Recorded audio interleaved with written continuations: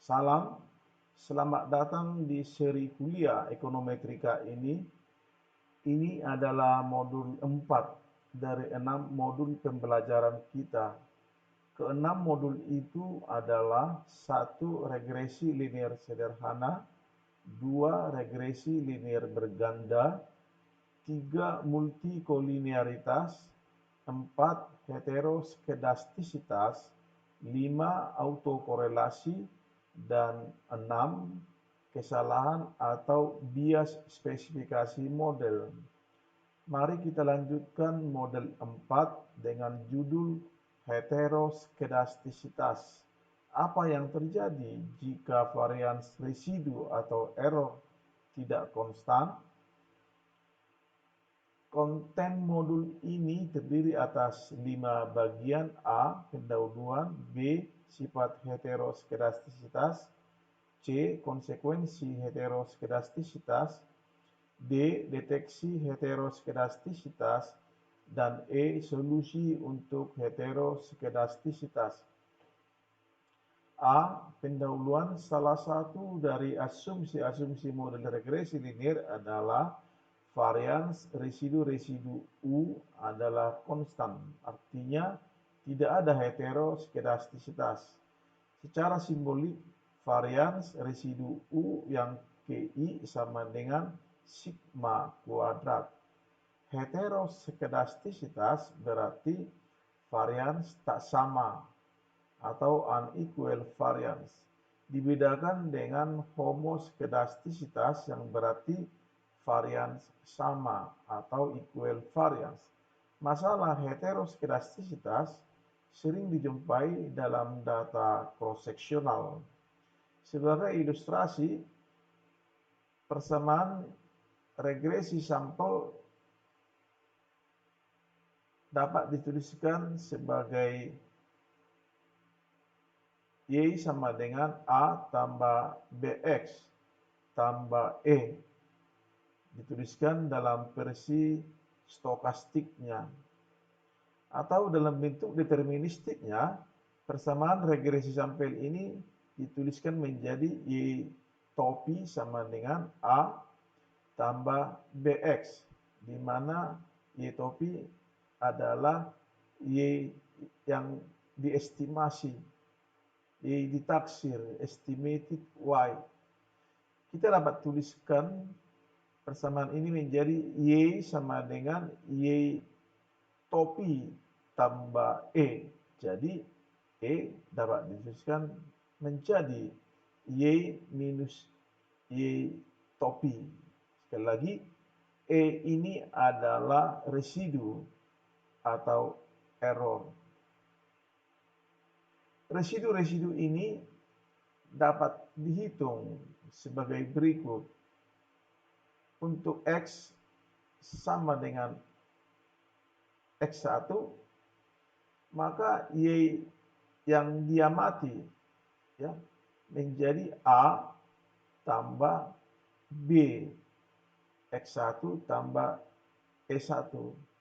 Untuk X sama dengan X2, maka Y diamati adalah Y2 sama dengan A tambah BX2 tambah E2. Untuk X sama dengan X3, Y diamati atau Y3 sama dengan A tambah BX3 tambah E3. Demikian seterusnya. Untuk X sama dengan Xn, Y diamati atau Yn sama dengan A tambah BXN tambah En. Pertanyaan sekarang adalah bagaimana residu-residu ini berpencar di sekitar garis regresi yang diestimasi. Bagaimana residu-residu itu menyebar ya, atau menghampiri garis regresi ditaksir, atau bagaimana residu-residu itu menyebar, tersebar di bawah garis regresi atau mendekati garis regresi. Seberapa besar Yang dimaksud dengan seberapa besar, berarti kita menanyakan seberapa besar varians residu dimaksud. Pertanyaan tadi atau pertanyaan-pertanyaan yang terkait dengan heteroskedasitas itu kita coba pahami ya dengan menjawab pertanyaan-pertanyaan berikut. Apa sifat-sifat heteroskedastisitas? Apa konsekuensinya?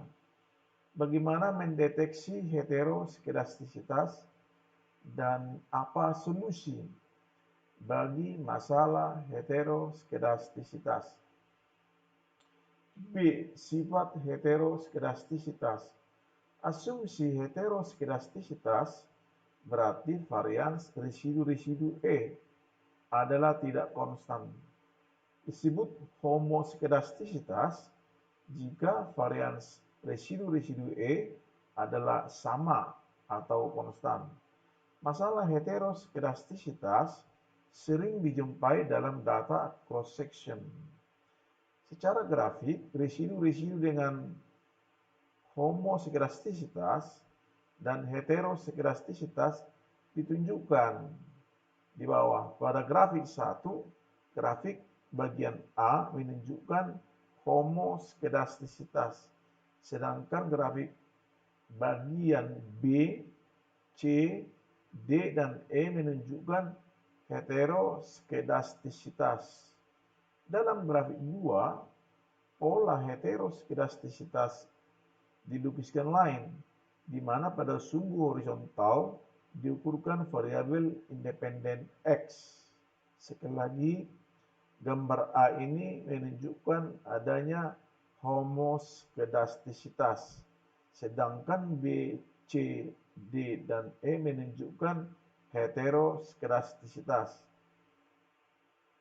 Dalam gambar lain, di mana sumbu datar diukurkan oleh variabel independen X, maka grafik A ini menunjukkan homoskedastisitas dan B, C, D, dan E menunjukkan heteroskedastisitas. Dalam ilmu ekonomi, pola atau tipe heteroskedastisitas pada B inilah paling banyak ditemukan. Berbagai alasan mengapa terdapat heteroskedastisitas sebagai berikut. Adanya data ekstrim atau outlier dalam data, artinya adanya angka atau data yang sangat besar atau sangat kecil dalam data. 2. Pemakaian bentuk fungsional yang salah. Akan kita terangkan lebih detailnya nanti dalam modul lain. Juga transformasi data yang salah, ya, dan adanya campuran skala ukur dalam data. Alasan keempat ini dicontohkan oleh regresi tabungan pada pendapatan memakai data cross-section. Dalam contoh ini, varians tabungan di kalangan rumah tangga berpendapatan tinggi lebih besar daripada varians tabungan di kalangan rumah tangga berpendapatan rendah. Contoh lain, varians pengeluaran investasi di kalangan perusahaan-perusahaan besar mungkin lebih besar daripada varians investasi di kalangan perusahaan-perusahaan kecil. Konsekuensi heteroskedastisitas memakai metode ordinary least square, metode OLS, dalam regresi linear dengan residu yang mengandung masalah heteroskedastisitas menimbulkan konsekuensi bagi koefisien regresi yang diestimasi sebagai berikut. 1. Estimator OLS dalam hal ini adalah koefisien A dan B memang masih linear. 2. Estimator OLS yaitu A dan B dalam contoh tadi masih unbiased dan konsisten. Tetapi estimator-estimator OLS tidak lagi bervarians minimum, tidak lagi efisien. Ya. Jadi estimator OLS yaitu A dan B dalam contoh kita tidak lagi blue, tidak lagi estimator yang batch, yang linear, yang unbiased atau yang unbiased. Jadi tak ada lagi sifat blue tak ada lagi sifat blue dari koefisien A dan B. Akibatnya ya uji T dan uji F yang biasa secara umum tidak lagi reliable, tidak lagi dipercaya. Hasil-hasil pengujian hanya menghasilkan koefisien regresi yang tidak signifikan. Ya. Jadi estimator OLS tak lagi bervarians minimum. Maksudnya varians garis regresi ini tidak lagi minimum, tapi sudah relatif besar dia. Tentu demikian juga varians A dan varians B. Jadi kalau varians A besar atau standar error A besar menyebabkan statistik T ini menjadi relatif kecil. Jadi kalau penyebut ini ya menjadi relatif kecil, maka hasil bagi ini menghasilkan hasil yang relatif kecil. Jadi T yang kecil ini nantinya dibandingkan dengan T tabel ada kemungkinan menjadi lebih kecil, yang berarti insignifikansi koefisien regresi terjadi atau koefisien itu tidak signifikan. D. Deteksi heteroskedastisitas. Ada beberapa metode untuk mendeteksi masalah heteroskedastisitas, antara lain sebagai berikut. 1. Metode grafik. 2. Uji Goldfeld-Quine. 3. Uji Gleitzer. 4. Uji Braus-Pagan-Godfrey, disingkat uji BPG. Dan 5. Uji White. Uji White ini adalah uji heteroskedastisitas yang paling umum dipakai. Sebelum kita lanjut, kita catat di sini bahwa uji yang mana yang terbaik untuk mendeteksi heteroskedastisitas tidaklah mudah menjawabnya. Masing-masing uji ini ya, termasuk uji-uji yang lain didasarkan pada asumsi tertentu. Selanjutnya, apakah memakai uji BPG atau uji White atau uji yang lain, semuanya hanya menunjukkan apakah varians residu adalah heteroskedastisitas atau tidak. Tetapi uji-uji tersebut tidak mengusulkan apa yang sebaiknya dilakukan jika kita menemukan masalah heteroskedastisitas. Kita mulai dengan metode grafik. Kita memakai data cross section seperti ditunjukkan dalam contoh satu ini. Kalau kita regresikan pengeluaran konsumsi pada pendapatan Y memakai Excel, hasilnya adalah sebagai berikut. Memang R kuadratnya, koefisien penentuannya tinggi. Demikian juga koefisien slope-nya, statistik T-nya tinggi. Kalau ini dikonfirmasi dengan nilai P yang sangat kecil, ya, sangat kecil daripada tingkat signifikansi yang umum dipakai 1% atau 5% atau 10%. Jadi boleh dikata koefisien ini adalah signifikan ya pada alfa, katakanlah pada alfa 1%, karena nilai V-nya relatif sangat kecil dibandingkan dengan 1%. Nilai P di sini hampir sama dengan 0. Pertanyaan adalah, adakah data yang kita tunjuk tadi mengandung heteroskedasitas? Memakai metode grafik kita dapat tunjukkan, ya. Kita memplot residu terhadap nilai Y yang diprediksi, diramalkan, tapi residu yang dimaksud diukur oleh angka regression studentized residual, sedangkan predicted value Y diukur oleh regression standardized predicted value. Kita lihat gambar ini adalah sumbu nol. Kita lihat residu-residu dimaksud, yaitu residu studentized residual menyebar di atas garis nol ini, juga menyebar di bawahnya. Kalau kita melihat sebarannya, maka sebaran ini semakin lama semakin besar, bertanda ada masalah heteroskedastisitas dalam residu model atau persamaan tersebut.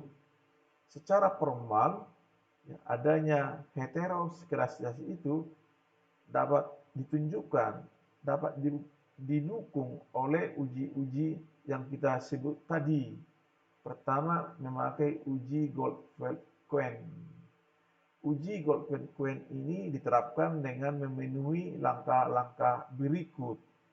Susun atau urutkan variabel independen Y, mulai dari angka terbesar sampai angka tertinggi. Lalu lakukan 2 regresi. Regresi pertama bagi angka-angka Y terkecil, dan regresi kedua bagi angka-angka Y terbesar. Sementara menghilangkan katakanlah 1/5 dari pengamatan tengah. Lalu hitung rasio residual sum of squares atau RSS regresi kedua kepada regresi pertama, yaitu RSS1 dibagi dengan RSS2. Uji apakah rasio RSS1 per RSS2 berbeda secara signifikan dengan 0. Memakai tabel distribusi F dengan derajat kebebasan df sama dengan N kurang D kurang 2K per 2, di mana N jumlah pengamatan, D adalah jumlah pengamatan yang dihilangkan, dan K adalah jumlah koefisien regresi yang diestimasi. Jika nilai hitung RSS1 per RSS2 lebih besar daripada nilai F tabel, maka kita menerima hipotesa heteroskedastisitas. Sebaliknya kita menerima, jika lebih besar, maka kita menerima hipotesa heteroskedastisitas.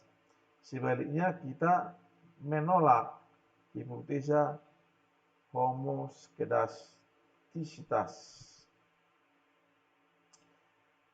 Memakai angka-angka tadi, mari kita urutkan baik variabel Y maupun variabel X, ditunjukkan dalam tabel ini. Mari kita hilangkan secara a priori 4 pengamatan pertengahan, 4 angka pertengahan, dan selanjutnya melakukan regresi pertama untuk 13 pengamatan yang pertama, dan regresi kedua untuk 13 pengamatan yang terakhir. Regresi dimaksud memakai Excel sudah dihasilkan, sudah ditunjukkan dalam tabel ini, ya. Ini adalah regresi pertama, ya. Semua angka ini ternyata nilai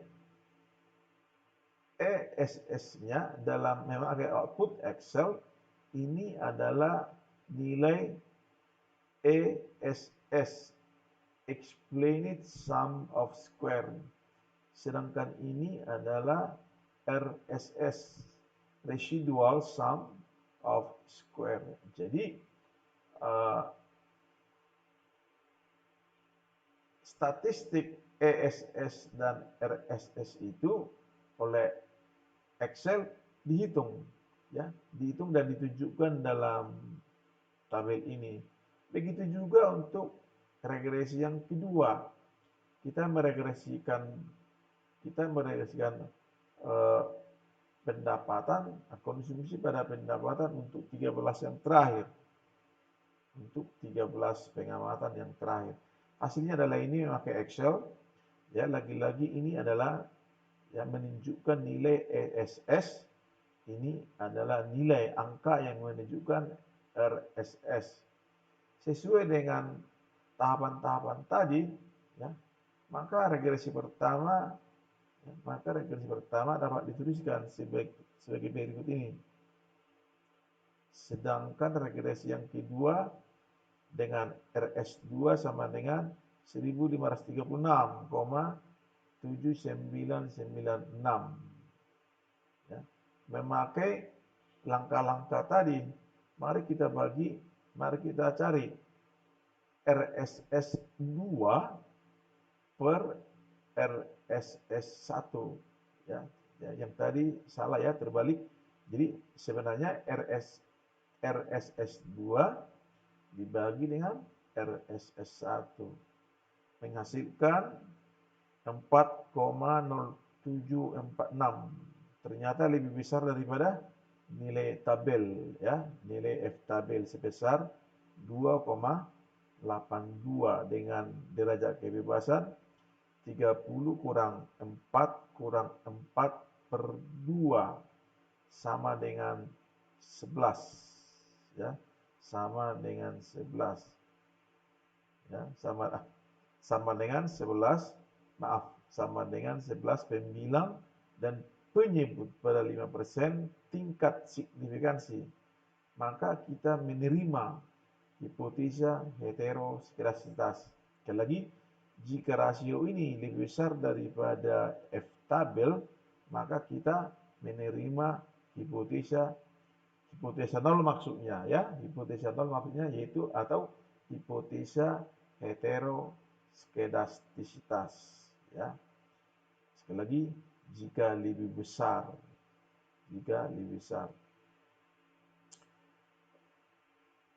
Selanjutnya, jadi uji Goldman ini, ya, mendukung metode grafik tadi. Untuk selanjutnya dapat kita katakan uji Goldman ini paling tepat dipakai untuk sampel-sampel berukuran besar, yaitu untuk N lebih besar atau sama dengan 30. Uji-uji yang lain yaitu uji Gletser, uji Breus, Pagan Godfrey, dan uji White. Kita bahas selanjutnya dalam pemakaian uji-uji ini. Kita memakai residu sebagai variabel dependennya. Sekali lagi, uji-uji ini, ya, memakai residu, ya, sebagai uji heteroskedasitas, memakai residu sebagai variabel dependen. Kita akan pakai SPSS 26 untuk menerapkan ketiga uji tersebut. Juga nantinya kita pakai FViews 10 guna menerapkan ketiga uji tersebut secara praktis dan mudah. Memakai SPSS 26 kita dapat tunjukkan bagaimana residu-residu diperoleh. Tidak sulit memperolehnya dari aplikasi SPSS 26. Kita memakai regresi konsumsi pada pendapatan tadi. Memakai SPSS, ini adalah tampilan SPSS. Anda memilih Analyze, kemudian Regression, kemudian Curve Estimation, dan Anda mencentang residual. Demikian SPSS 26. Maka di SPSS 26, saudara boleh memeriksa ini, yaitu nilai-nilai residu dalam artian yang berbeda-beda, ya, dalam artian yang berbeda-beda. Jadi residu-residu yang berbeda-beda itu otomatis terhitung oleh software SPSS ketika kita melakukan suatu regresi.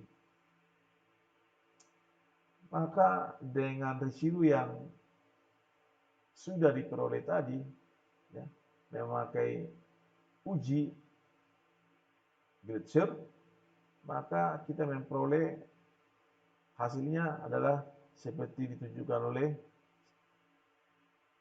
tabel ini. Kita lihat di sini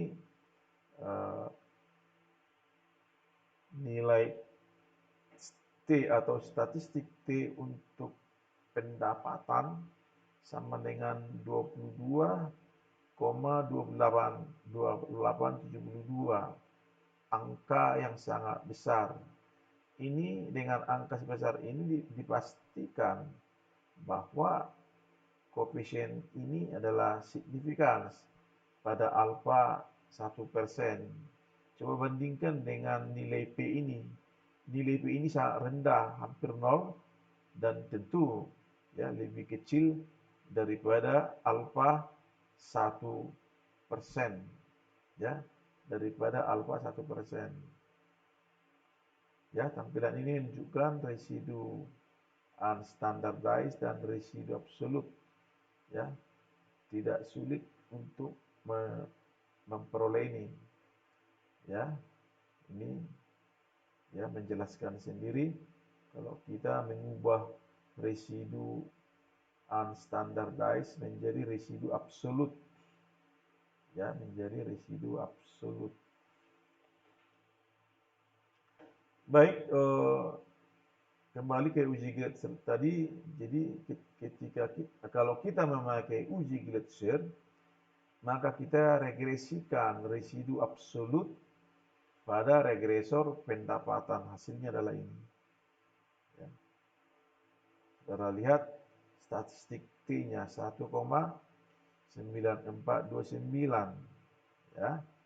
Kalau kita memakai uji satu ujung, N sama dengan 30 dan DF sama dengan 30 kurang 2, K, jumlah koefisien yang diestimasi, sama dengan 28 dan alfa 5%, maka T tabel adalah 1,701, uji satu ujung. Karena angka ini lebih besar daripada 1,701, maka ada hubungan signifikan antara residu absolut dengan regresor pendapatan. Jadi mengikuti uji Gletser ada heteroskedastisitas dalam residu-residu persamaan yang kita estimasi tadi. Jadi ini menguatkan hasil yang diperoleh memakai metode grafik. Memakai uji Breuer-Pagan-Godfrey. Ya. Di dalam hal ini kita meregresikan residu yang mana? Kita meregresikan residu pangkat 2, ya, residu pangkat 2 pada regresor pendapatan. Di sini variabel independen hanya pendapatan. Dengan memakai SPS 26, hasilnya adalah sebagai berikut. Ya. Statistik T-nya adalah 2,4433. Kalau kita baca nilai P ini, ya, nilai P ini uh, relatif kecil, ya, angka ini lebih kecil daripada 5%, ya. Jadi boleh kita katakan koefisien ini adalah signifikan pada alfa 5%, ya, pada alfa 5%. Ya, boleh juga saudara bandingkan nilai ini dengan nilai T tabel satu ujung. Ternyata lebih besar, berarti ada, ya, ada heteroskedastisitas memakai uji BPG ini, ya. Memakai uji BPG, ya, selanjutnya memakai uji BPG ini ada dua cara memutuskan adanya heteroskedastisitas dalam varians residu, yaitu statistik F dan statistik chi-square. Ya, memakai statistik F, ya, ternyata nilai P untuk koefisien ini secara keseluruhan adalah relatif kecil, lebih kecil daripada alfa 5%, ya. Jadi memakai uji F, ya, hubungan antara residu pangkat 2 dengan regresor pendapatan adalah signifikan. Statistik lain yang dipakai untuk dalam uji BPG ini adalah apa yang disebut dengan uji chi-square, ya, memakai statistik chi-square. Nanti kita lihat lebih jelasnya memakai Fuse. Jadi memakai tabel di atas ada hubungan signifikan antara residu pangkat 2 dengan regresor pendapatan. Jadi mengikuti uji BPG ada heteroskedastisitas dalam varians residu atau error. Ini menguatkan hasil yang memakai uji Gleiser. Uji White untuk selanjutnya, uji White termasuk uji Gleiser akan kita hitung memakai Fuse. Tentu kita hitung juga uji Gleiser dan uji BPG yang kita hitung, yang kita praktekkan tadi memakai SPSS 26. Jadi kalau saudara buka software Fuse, ya, Anda boleh mengklik heteroskedasticitas. Di sini kelihatan beberapa uji, ya, uji heteroskedastisitas. Tapi dalam modul ini kita hanya mempertimbangkan uji BPG, uji Gleiser, dan uji White. Nanti kita lihat lebih cepat, lebih mudah kita menguji ada tidaknya heteroskedastisitas dalam residu-residu. Ada buku, ya, ada dalam referensi kita, yaitu dalam buku Student Moon, ya, beliau mengatakan uji yang paling populer dari semua uji heteroskedastisitas adalah uji White, ya, karena ia dapat menemukan lebih banyak tipe-tipe heteroskedastisitas daripada setiap uji yang lain. Nanti kita lihat prakteknya. Baik, kembali ke contoh tadi, regresi konsumsi pada pendapatan, ya. Ini saudara cari dalam menu Fuse residual, ya, Anda mengklik View, kemudian memilih residual diagnostik, maka akan muncul ini dan Anda memilih heteroskedasticitas. Ini yang seperti ditunjukkan di awal tadi. Jadi Jadi memakai uji White, kita meregresikan residu pangkat 2 pada setiap variabel independen persamaan awal, ya, dan juga perkalian-perkalian dari variabel-variabel independen, ya. Dalam Epius dituliskan perintahnya itu the White test regresses the square residuals on the cross product of the original regression and a constant, termasuk White cross terms. Begitu. Ini hasilnya, ya. Setelah Anda oke, tentu dalam Epius 10, maka inilah hasilnya uji White, ya. Jadi tadi kita katakan memakai uji White, kita memakai statistik chi-square atau statistik F sebagai kriteria penolakan hipotesa, menolak atau menerima hipotesa nol, hipotesa ada homoskedastisitas, sedangkan H1 ada heteroskedastisitas. Jadi sesuai perintah tadi dalam Epius, kita meregresikan residu pangkat 2 ini, residu pangkat 2 pada pendapatan dan pendapatan pangkat 2, ya.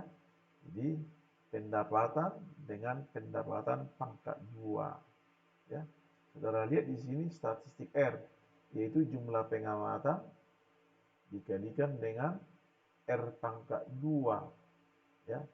R pangkat 2 hasilnya adalah 5,3309, ya.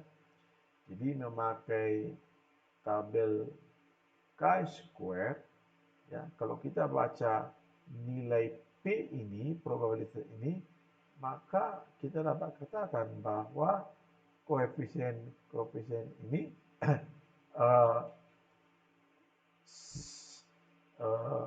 signifikan pada alfa sama dengan 10%, ya. Karena angka ini 0,07 masih lebih kecil daripada 10%. Ingat, alfa-alfa konvensional dalam ekonometrika 1%, 5%, 10%.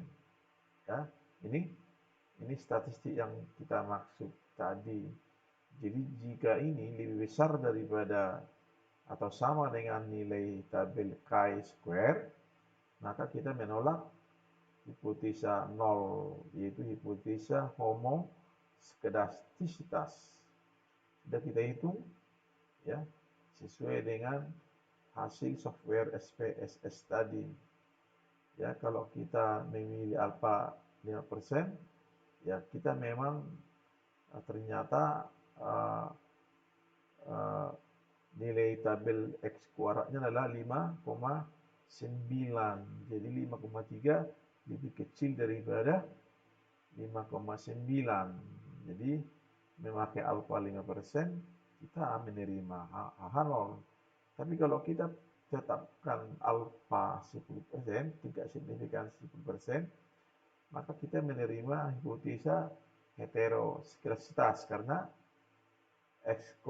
chi-square 5,331 lebih besar daripada chi-square 4,605, ya, 4,605, ya.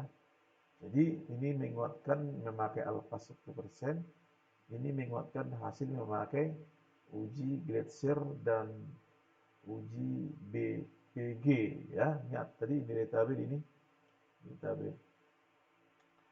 Selanjutnya kita demonstrasikan Epius untuk memakai uji Gletser dan uji BPG, ya. Ini memakai Gletser, ya, memakai Gletser, saudara melihat hasilnya memakai Epius 10. ya statistik chi-square, yaitu jumlah pengamatan kali R pangkat 2, ya. Kalau kita lihat ini, ya, masih ya, nilai P ini lebih kecil daripada tingkat signifikansi alfa 10%, ya. Jadi uji Gletser masih memberikan hasil yang sama dengan output SPSS 26, ya. Perhatikan dalam uji Gletser kita meregresikan residu absolut pada regresor pendapatan. Uji BPG memakai EFUSE, ya. Tadi saya katakan kita lebih memakai EFUSE 10 karena praktis dan mudahnya kita pakai untuk melakukan uji heteroskedastisitas. Memakai uji BPG, saudara lihat di sini, ya. Ya, ini hasil dari EFUSE 10, maka nilai statistik chi-square-nya yaitu N kali R pangkat 2 sama dengan 5,2722, ya. Jadi kriteria penolakannya memakai statistik chi-square. Di sini kita lihat nilai P-nya. Nilai P ini relatif kecil, ya, lebih kecil daripada tingkat signifikansi alfa 5%, ya. Ini berarti data tadi masih memang mengandung heteroskedastisitas, ya. Ya, ini pada alfa 5%, sebab 0,02 masih lebih kecil daripada tingkat signifikansi alfa 5%, ya. Tetapi kita ingat, ya, mari kita ingat bahwa tak ada uji tertentu sebagai uji terbaik dari uji-uji lainnya. Masing-masing pilihan uji tertentu didasarkan pada asumsi-asumsi yang mendasarinya. Demikian uji BPG, ya. Kesimpulannya sama dengan uji Gletser dan uji White tadi. Sebagai contoh kedua, kita memakai regresi berganda. Di mana Y sebagai investasi bruto sama dengan fungsi dari variabel independen penjualan dan variabel independen indeks produktivitas, ya. Dengan meregresikan Y pada X1 dan X2 untuk data cross section dengan jumlah pengamatan N 35, maka kita memperoleh output ini, hasil Excel ini.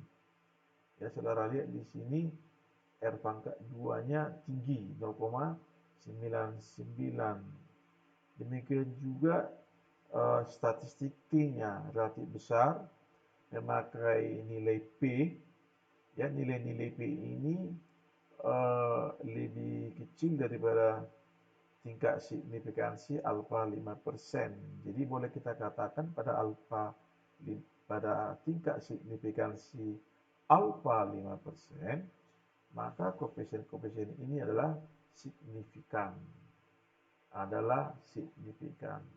Kalau kita membaca tabel ini, persoalan sekarang, apakah residu dari persamaan regresi ini mengandung heteroskedastisitas? Memakai metode grafik, ya, seperti dalam regresi linear sederhana tadi, maka kita memperoleh sebaran residu seperti ini. Kalau ini sebuah garis 0, maka residu-residu itu menyebar, ya, makin lama makin besar seiring dengan peningkatan nilai Y diprediksi yang diukur oleh standardized predicted value, ya. Jadi ada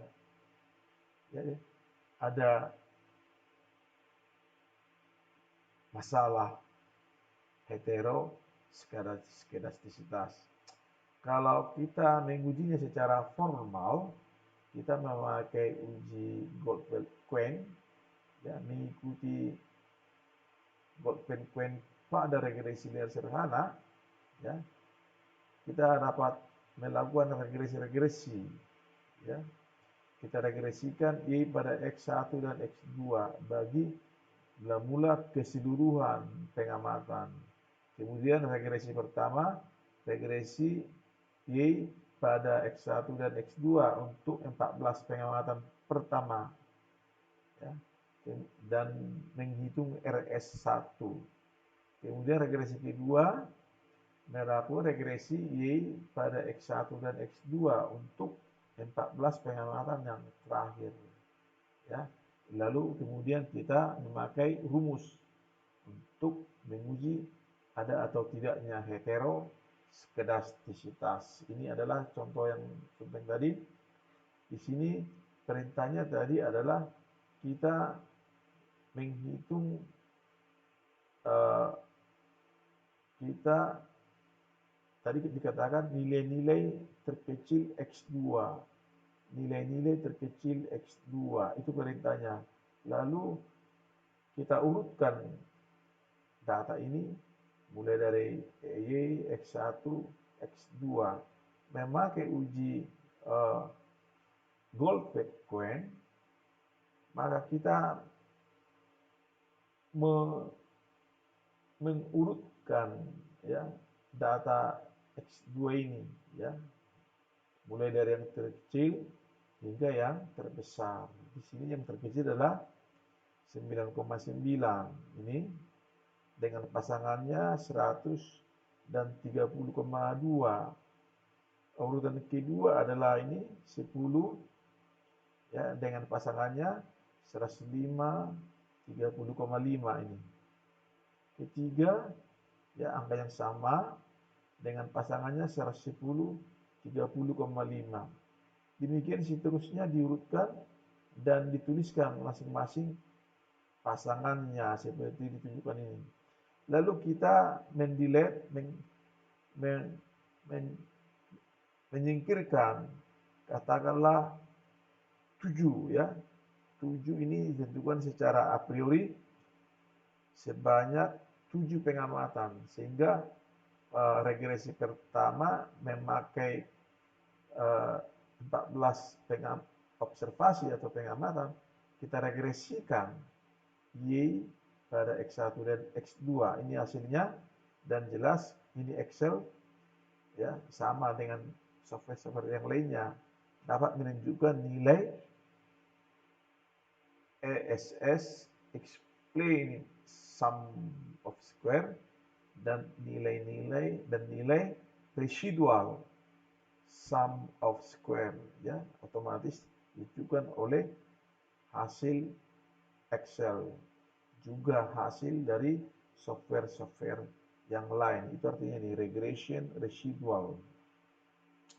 Untuk observasi 14 yang terakhir, ya, dari data yang sudah diurutkan tadi, lagi-lagi kita memperoleh ESS dan RSS-nya, ya.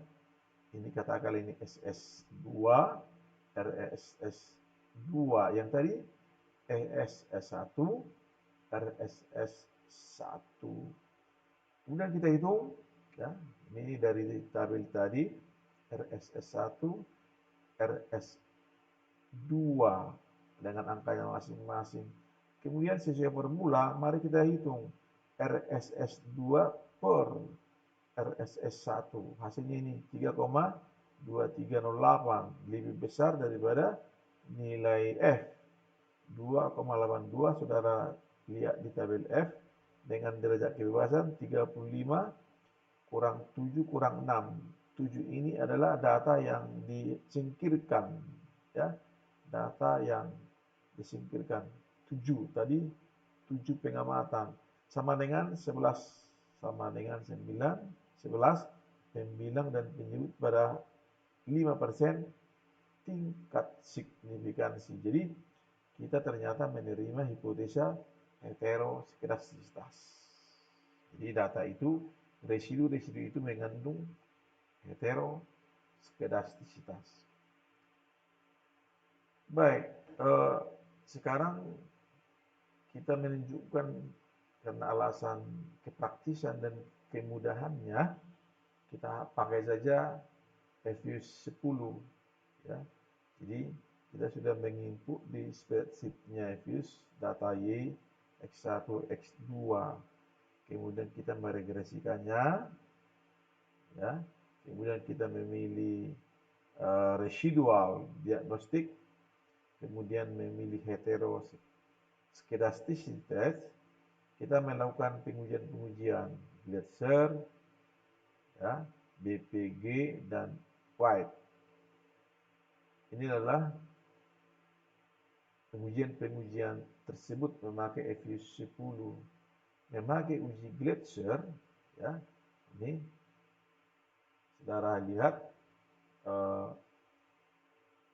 statistik F-nya adalah 0,0469. Tetapi apakah ini signifikan atau tidak? Kita lihat nilai P-nya. Yang nilai P-nya ini sangat besar, ya. Jauh sangat besar daripada alfa-alfa yang ditentukan secara konvensional 1%, 5%, 10%, ya. Ya juga kalau kita lihat ini ya, nilai P-nya sangat besar. Nilai P-nya sangat besar. Jadi hasil regresi ini menunjukkan tak ada hubungan, ya, tak ada hubungan antara nilai absolut residu dengan regresornya. Jadi tak ada heteroskedastisitas dalam varians residu. Tak ada heteroskedastisitas. Memakai uji Gletser, ya.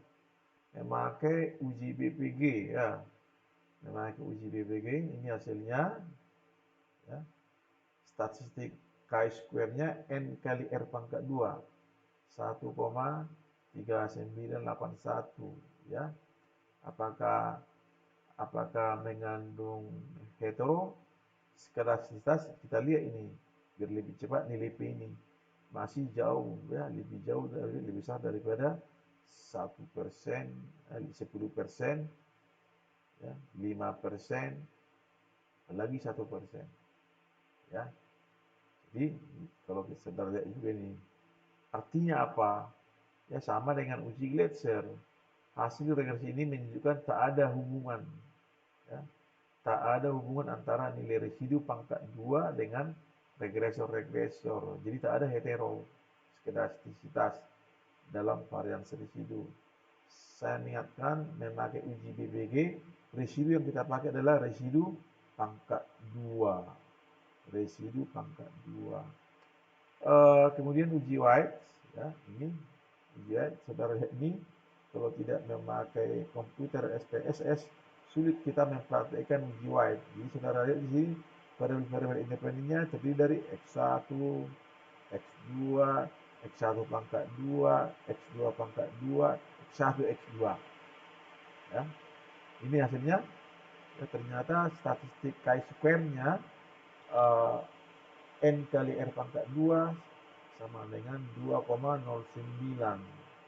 Ya, dengan cepat kita dapat tunjukkan karena nilai P-nya ini sangat besar, maka kita simpulkan juga kita menerima hipotesa 0, ya, tak ada hetero atau alias residu itu, varians residu adalah homoskedastisitas, ya. Memakai statistik ini memang saudara lihat 2,093 lebih kecil daripada nilai tabel ini. 2,093 sangat jauh lebih kecil daripada 11,071. Terakhir adalah solusi untuk heteroskedastisitas. Jadi kalau residu itu, varians residu itu adalah tidak konstan atau residu itu mengandung heteroskedastisitas, bagaimana mengatasi masalah seperti itu. Ya, kita hanya menunjukkan solusi yang sederhana, ya, yang gampang untuk mengatasi masalah heteroseksualitas. Terlebih kalau sebaran variansinya itu, saudara lihat seperti yang kita katakan sebelumnya, menyebar makin besar nilai X, maka nilai residu pangkat 2-nya menjadi semakin besar, makin melebar, ya. Kalau itu asumsinya, maka kita dapat melakukan regresi seperti ini. Kita bagi Y dengan X, kita bagi X dengan X, jadi hasilnya seperti ini. Kemudian kita regresikan Y per X pada 1 per X. Ini, ya, ada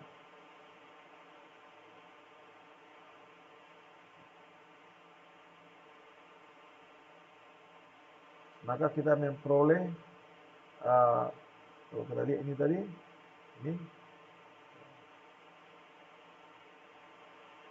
ini hasilnya.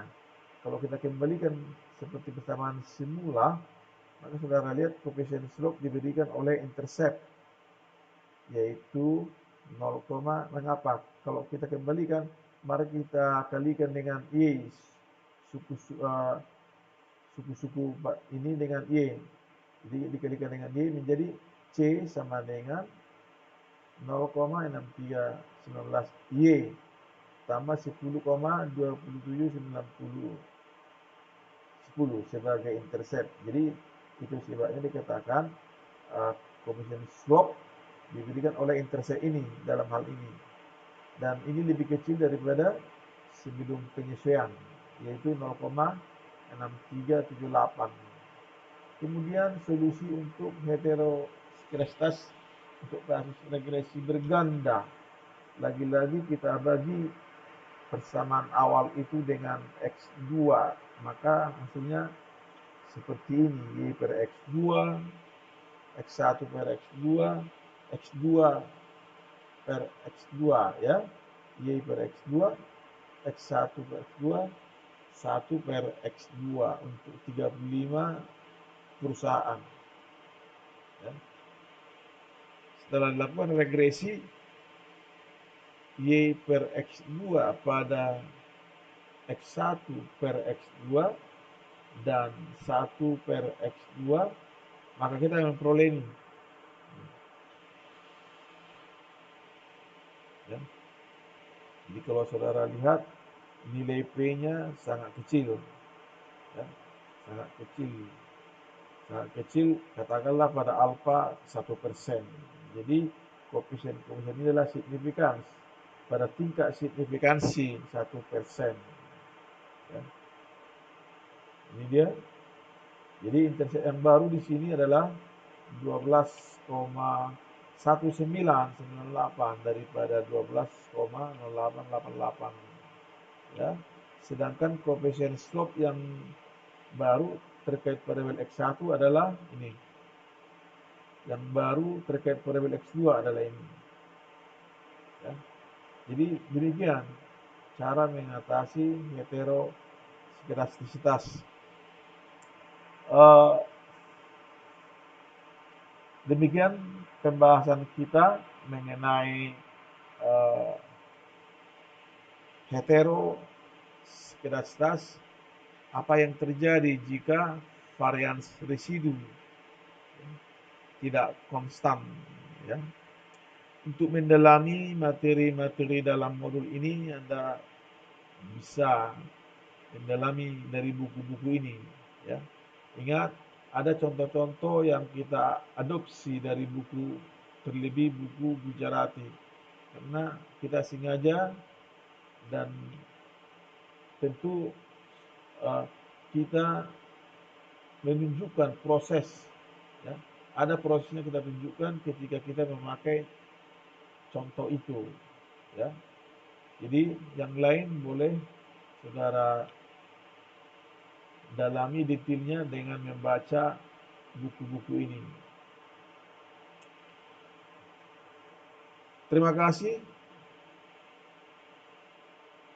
dan Anda diharapkan menyaksikan video ajar selanjutnya dengan judul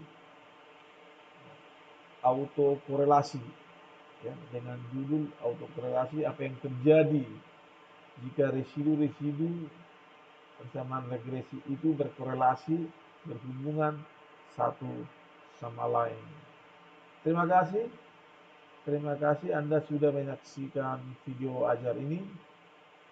Saya berharap Anda jangan lupa melakukan like atau komen atau subscribe dan share untuk teman-teman. Sampai jumpa dalam pembelajaran selanjutnya.